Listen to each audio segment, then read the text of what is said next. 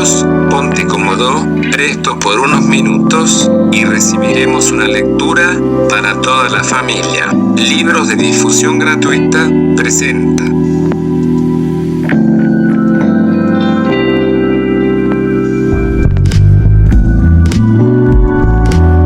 Khalil Gibran. Alas rotas. Capítulo 1. Vecinos míos, vosotros recordáis con placer la aurora de vuestra juventud, y lamentáis que haya pasado, pero yo recuerdo la mía como un prisionero, recuerdo los barrotes y los grilletes de su cárcel. Vosotros habláis de aquellos años entre la infancia y la juventud, como de una época de oro, libre de confinamientos y de cuidados, pero aquellos años, yo los considero una época de callada tristeza, que caía como una semilla en mi corazón, y crecía en él, y que no encontraba salida hacia el mundo del conocimiento y la sabiduría, hasta que llegó el amor, y abrió las puertas de mi corazón, e iluminó sus recintos. El amor me dio lengua y lágrimas. Seguramente recordáis los jardines y los huertos,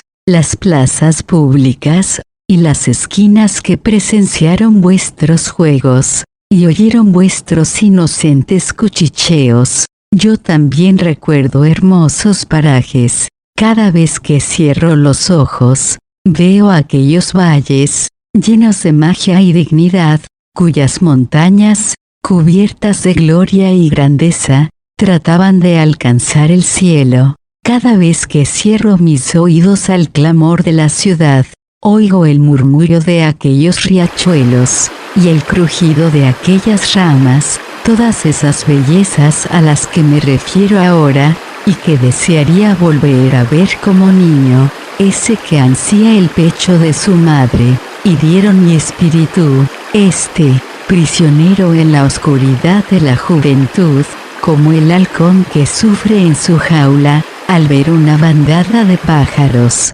que vuela libremente por el anchuroso cielo, y aquellos valles, y aquellas montañas, pusieron el fuego en mi imaginación, pero, amargos pensamientos tejieron en torno de mi corazón, una red de negra desesperanza. Cada vez que iba yo a pasear por aquellos campos, volvía decepcionado, sin saber la causa de mi decepción. Cada vez que miraba yo el cielo gris, sentía que el corazón se me encogía. Cada vez que oía yo el canto de los pájaros, y los balbuceos de la primavera, sufría sin comprender la razón de mi sufrimiento. Dicen que la simplicidad hace que un hombre esté vacío, y que ese vacío lo hace despreocupado. ¿Acaso sea esto cierto? Entre quienes nacieron muertos, y viven como cadáveres helados,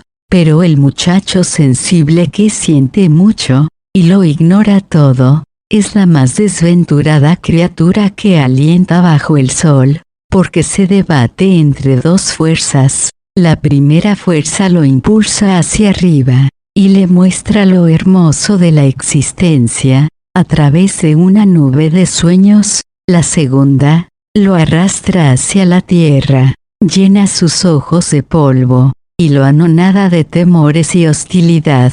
La soledad tiene suaves y sedosas manos, pero sus fuertes dedos oprimen el corazón, y lo hacen gemir de tristeza. La soledad es el aliado de la tristeza, y el compañero de la exaltación espiritual. El alma del muchacho que siente que el beso de la tristeza es como un blanco lirio, que empieza a desplegar sus pétalos, tiembla con la brisa, abre su corazón en la aurora, y vuelve a cerrar sus pétalos, al llegar las sombras de la noche. Si ese muchacho no tiene diversiones, ni amigos, ni compañeros de juegos, su vida será como una reducida prisión, en la que no ve nada, sino telarañas, y no oye nada, sino el reptar de los insectos. Tal tristeza, la que me obsesionaba en mi juventud,